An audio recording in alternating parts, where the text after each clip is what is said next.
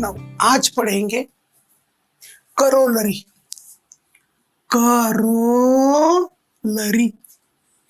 Now the question is, what do you mean by corollary? Corollary is pillow of periodic function. Pillow of periodic function. Now, Laplace transform of graphical periodic function. So, graphical function यदि दिए तो उसका Laplace transform कैसे convert करना और कैसे पता चले कि ये ग्राफ में पीरियोडिक फंक्शन है। ठीक है, तो यहां फॉर्मूला लगेगा equation of straight line A, equation of straight line passing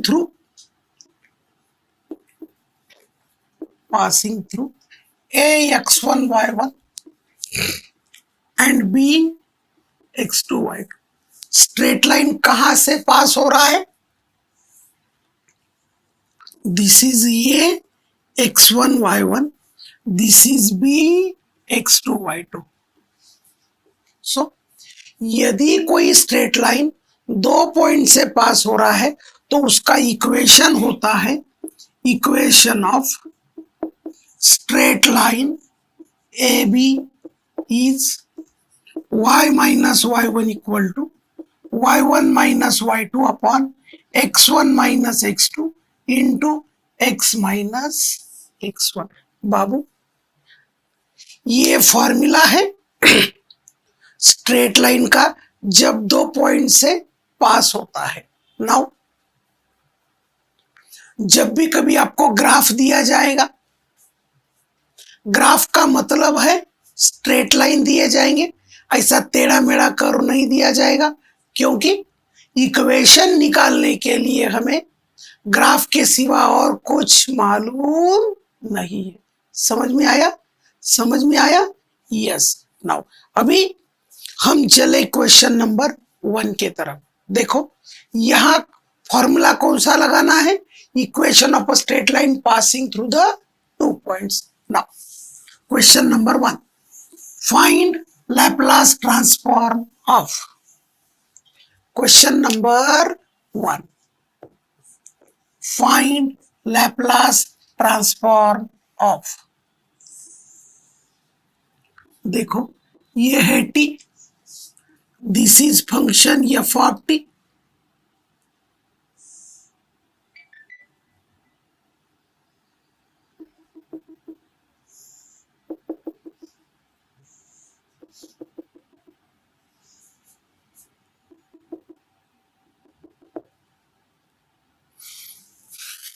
This is 0, it is k, it is minus k, pi, 2 pi, 3 pi, 4 pi। Now देखो भाई, question is how to identify the problem on graphical periodic function। देखो 0 to pi में ऊपर का line आया, pi to 2 pi में नीचे का लाइन आया, 2 pi to 3 pi में ऊपर का लाइन आया, 3 pi to 4 pi में नीचे का लाइन आया, और 4 pi पे पिल्लू कर्व दिखाई दिया। क्या दिया? पिल्लू। देखो ये पिल्लू बताता है कि ये कहां तक जाने वाला है? इन्फिनिटी तक जाने वाला है। देखो भाई समझो, ये पिल्लू यहां नहीं होता तो क्या होता? 4 pi पे सर्किट बंद हो गया, बराबर है। सर्किट बंद हो गया माना ये पीरियोडिक फंक्शन नहीं हो सकता। So how to identify the problem on periodic function? Graph में पिल्लू पीरियोडिक होता। बोलो क्या बोला? ग्राफ में पिल्लू पीरियोडिक होता। बोलो ग्राफ में पिल्लू पीरियोडिक होता। ग्राफ में पिल्लू पीरियोडिक होता। Now the question occurs, what is the period of this function? इसमें पीरियड क्या है? देखो भाई 0 to pi में k ट्रेस किया, pi to 2 pi में माइनस k ट्रेस किया, सो 0 to 2 पाई में जो साइकिल ट्रेस किया वही 2 पाई to 4 पाई में आया, और ये पिल्लू बताता है कि ये कहां तक जा रहा है, इंफिनिटी तक जा रहा है। Now solution, corresponding function is f of t equal to 0 to pi में क्या है रे, के, इट इज के 0 to पाई। पाई टू 2 पाई में क्या है रे, माइनस के पाई टू 2 पाई। और बोलो कहां से रिपीट हो गया रे, it is repeated from 2 pi, so f of t plus 2 pi equal to f of t. So ये क्या हो गया रे, it is function of given graphical periodic function. और ये प्रॉब्लम अभी अभी मैंने प्रीवियस लेक्चर में सॉल्व करके दिया। यस और नो, यस और no, yes, it is solved in lecture number 6, बराबर है। सो यहां केवल इतना ही पढ़ना है, how to identify the problem on graphical periodic function. Graph में पिल्लू पीरियोडिक होता, ग्राफ में पिल्लू पीरियोडिक होता। सो यदि ग्राफ में पिल्लू नहीं दिया so it can't be periodic. Graph में पिल्लू दिया तो क्या होगा, पीरियोडिक होगा। ठीक है। नाउ क्वेश्चन नंबर 2, अभी इसका लैप्लास निकालना है, ये ऑलरेडी दे दिया है। Now copy from lecture 6, lecture number 6 से कॉपी मार देना। क्या करना, कॉपी मार देना। ठीक है। नाउ अभी मैं इसमें केवल आपको फंक्शन निकाल के बताता हूं कि भाई इसका फंक्शन क्या होगा। नाउ क्वेश्चन नंबर 1 के बाद हम चले 2 के तरफ। This is t, it is f of T.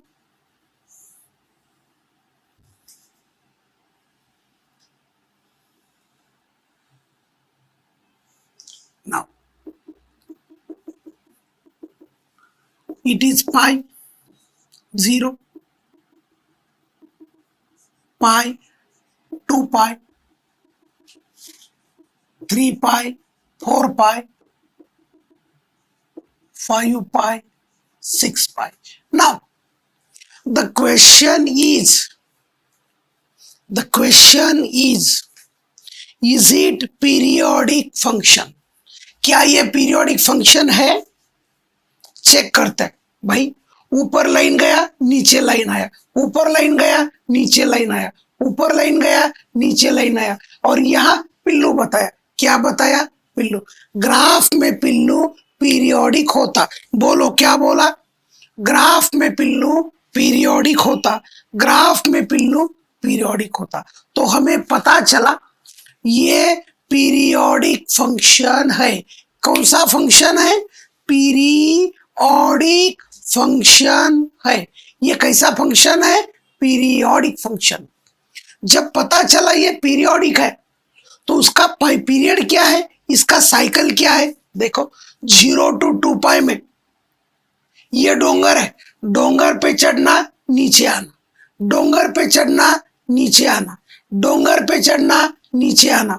ये काम चल रहा है, चल रहा है, चल रहा है। कहां तक चल रहा है, it is up to infinity. So what is its period, its period is 0 to 2 pi. Now अभी क्या करना पड़ेगा, इसका फंक्शन निकालना पड़ेगा। नाउ सॉल्यूशन, ये सॉल्यूशन है। अभी क्या करते हैं, हम इसके नामकरण करा देते, ए बी सी।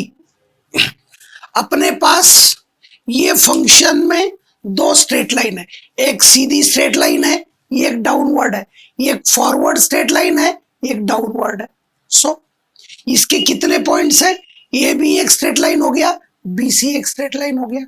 नाउ इसके नामकरण करना है। देखो इसका ऑलरेडी x1 y1 है, इसका x2 y2 कर देता, ये ऑलरेडी x2 y2 है तो इसका x1 y1 करा देता, बराबर है। Now equation of straight line A B, क्या फॉर्मूला है रे? y minus y1 equal to y1 minus y2 upon x1 minus x2 into x minus x1। Now y axis पर क्या है?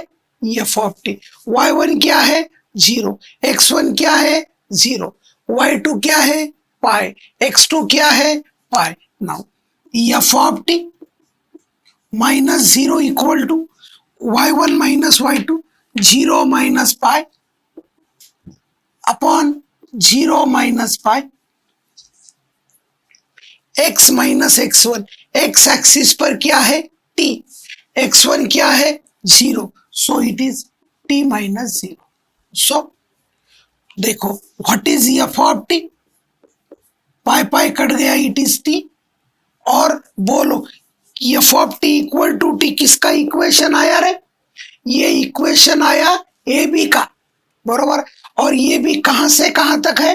0 to pi, so it is over 0 to pi. So ये बन गया equation of A B. अब क्या करेंगे रे? जैसे ए बी निकाला वैसे बी सी निकालेंगे। Now equation of B C, formula वही है। देखो y के जगह पर f ऑफ t है, y1 0 है। नाउ y1 माइनस y2 वही है, x1 माइनस x2। सो बाबू ये आ गया 2 पाई माइनस पाई और t minus 2 pi. The value of x1 is 2 pi. Now f of t equal to क्या यार है? ऊपर में माइनस पाई, नीचे में पाई, t माइनस 2 पाई। तो इसको उल्टा कर दिए, 2 पाई माइनस p। और ये कहां से कहां तक है रे? ये कहां से कहां तक है रे? इट इज फ्रॉम BC, चालू होता पाई से, खत्म होता 2 पाई पे। So this is the line from pi to 2 pi. Now पहले लाइन का इक्वेशन निकाला, दूसरे लाइन का इक्वेशन निकाला। Now corresponding function is f of t equal to t। हमने निकाला था कहां से कहां तक? 0 टू 2 पाई तक, सॉरी 0 टू पाई तक। ये कहां से कहां तक निकाला? पाई टू 2 पाई तक। और बोलो रिपीट कहां से हुआ? इट इज रिपीटेड फ्रॉम कहां से साइकिल रिपीट हो रहा है? 2 पाई से कहां तक जा रहा है? इंफिनिटी तक जा रहा है। सो ये लैप्लास ट्रांसफॉर्म हो गए ऑफ ग्राफिकल पीरियोडिक फंक्शन। पहले में कांस्टेंट ग्राफ था और ये डोंगर जैसे ग्राफ है, इसको आप ट्रायंगुलर ग्राफ भी बोल सकते हैं। ठीक है, एनी डाउट? लेकिन इसको मैंने सॉल्व करके दिया है, बराबर है। तो ये क्या करना? Copy from lecture number 6। Now copy from lecture 6। सो जो मैंने लेक्चर नंबर 6 में प्रॉब्लम सॉल्व करा दिए वैसे ही इसके इधर प्रॉब्लम होते हैं। सो ये हो गया article number 4, Laplace transform of periodic function. अभी किसके दिमाग से आया होगा? पीरियोडिक नहीं होगा तो क्या होगा? बराबर है ना। जब फंक्शन पीरियोडिक नहीं होता है तो उसको नॉन पीरियोडिक फंक्शन बोला जाता है। And non periodic function is solved by scientist Heaviside. So next article is our Heaviside function. ठीक है, लास्ट लेक्चर में हमने देखा Laplace transform of periodic function. ये लेक्चर में देखते सो अभी अभी हमने देखा Laplace transform of periodic function. Now जब पीरियोडिक नहीं है तो नॉन पीरियोडिक होगा। Non periodic function is solved by Heaviside. Now Laplace transform by Heaviside function, और इसका दूसरा नाम है Laplace transform of unit step function.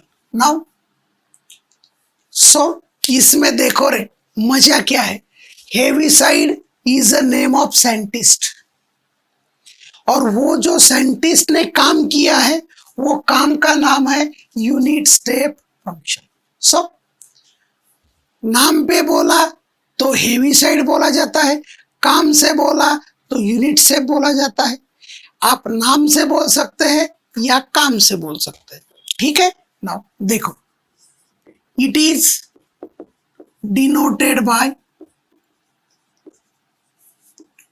Either H of T और यू ऑफ टी। नाम से बोला गया तो एच ऑफ टी बोलते, काम से बोला गया तो यू ऑफ टी बोलते। ना इसका डेफिनेशन क्या होता देखो,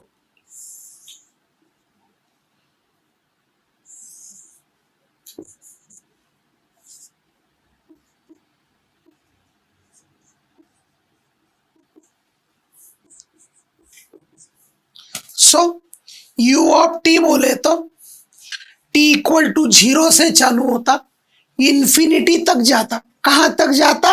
इंफिनिटी तक जाता। इसको बोलते हैं यूनिट स्टेप फंक्शन। इसका वैल्यू इंफिनिटी तक जा रहा है but value is not being changing and is defined as u of t equal to 0, t less than 0, equal to 1, t greater than और equal to 0। Now so L of u of t equal to 1 by s आता है। So u of t is nothing but unit step function. Unit step function is 1 and L of 1 is 1 by s. Definition से solve करके बताओ? Okay, no problem. Now L of u of t. What is its definition? 0 to infinity e raised to minus st u of t dt बराबर। This is the definition. बोलो 0 to infinity में u of t का value क्या है? 1। 0 to infinity में u of t का value 1 है। So 0 to infinity e raise to minus st dt। इसका इंटीग्रेशन हो गया, so -1 by s upper limit minus lower limit. आपको मालूम है, व्हाट इज मालूम है? E raise to minus infinity 0, और बाबू ये हो गया Laplace transform of unit step function. कौन सा हो गया? Laplace transform of unit step function. Unit step function बोले तो t इक्वल टू 0 से इंफिनिटी तक चलता, उसका वैल्यू आता 1। Any doubt? Now point number 2, multiplication of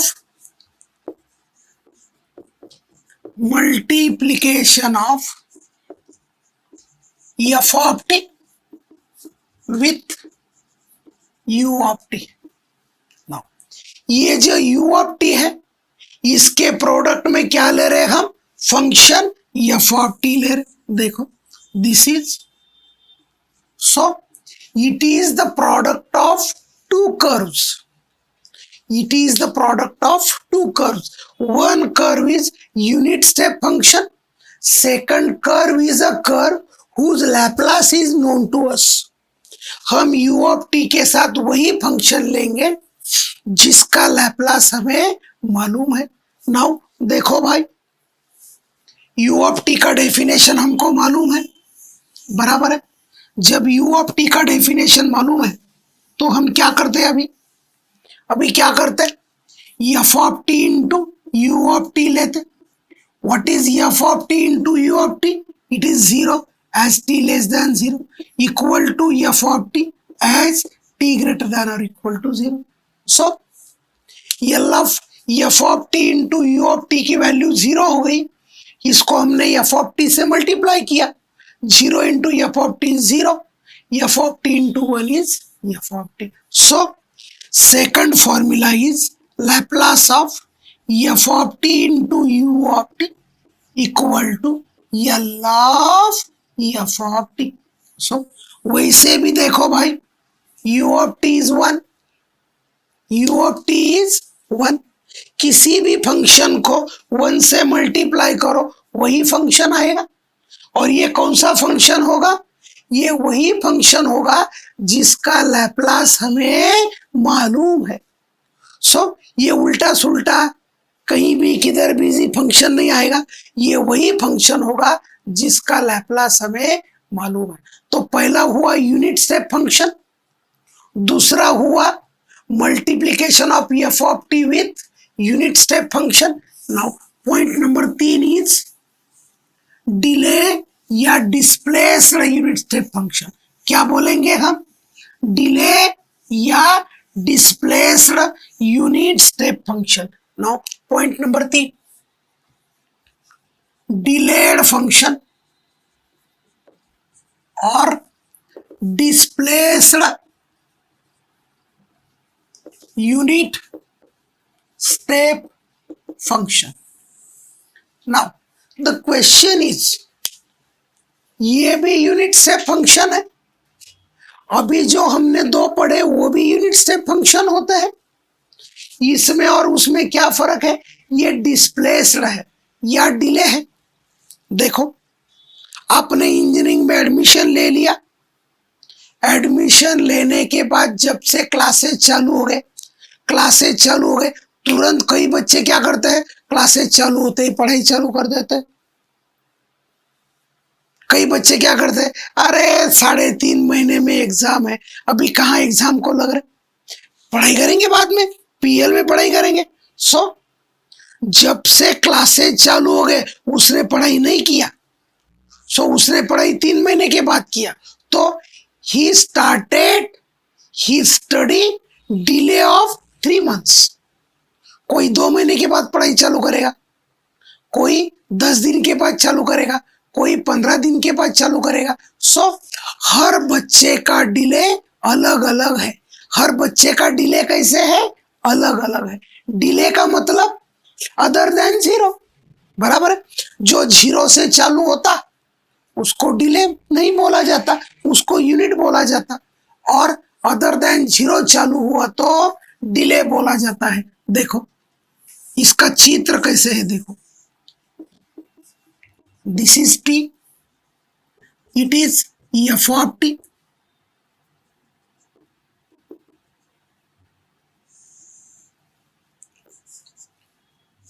देखो भाई, बच्चे ने एडमिशन तो लिया, but he started the study after some period and some suppose that period is ये।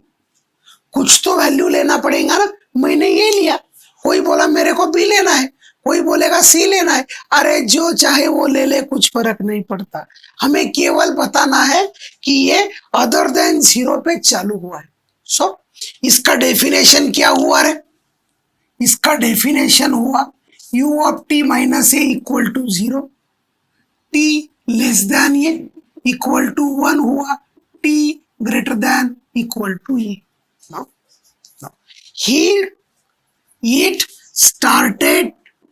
It started showing output 1। Output 1 उसने कहां से चालू किया? t इक्वल टू ए से चालू किया। t इक्वल टू 0 से चालू करता तो उसको हम क्या बोलते हैं? यूनिट बोलते हैं। नाउ डेफिनेशन से और चाहे तो इसका लैप्लास ट्रांसफॉर्म निकाल के बताता हूं। 0 to infinity e raised to minus st u of t minus A dt। कितनी भागों में डिवाइड हुआ रे?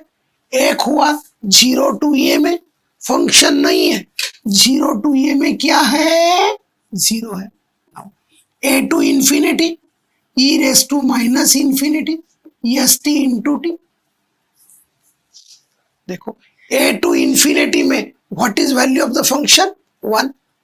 पहला तो 0 हो गया, उसके बारे में सोचने का जरूरत नहीं है।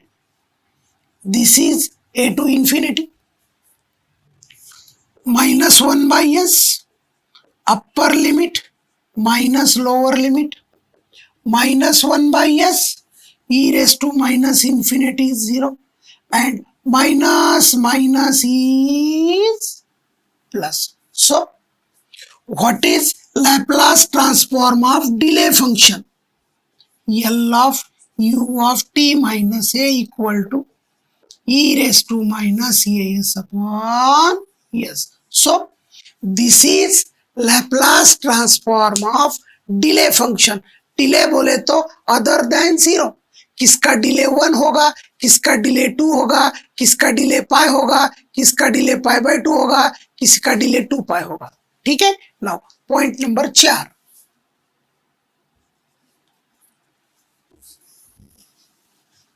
दिस इज पॉइंट नंबर 4 पे है सेकंड शिफ्टिंग थ्योरम